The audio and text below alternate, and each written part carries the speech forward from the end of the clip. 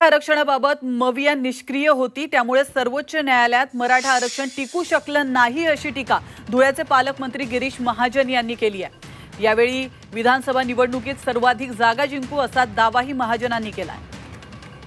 तर आपण पाहतोय गिरीश महाजन यांनी महत्त्वाचं वक्तव्य केलेलं आहे। मराठा आरक्षण आणि विधानसभा निवडणुकीसंदर्भातलं मराठा आरक्षणाबाबत मविया निष्क्रिय होती, त्यामुळे सर्वोच्च न्यायालयामध्ये मराठा आरक्षण टिकू शकलेलं नाही अशी टीका असा आरोप धुळ्याचे पालकमंत्री गिरीश महाजन यांनी मवियावर केलाय।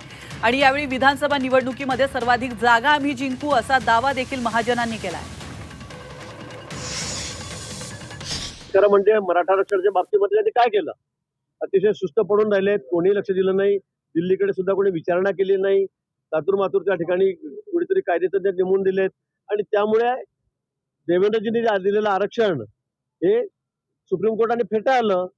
तर त्या बाबतीमध्ये उदासीनता त्यावेळेच्या ठाकरे सरकारची होती।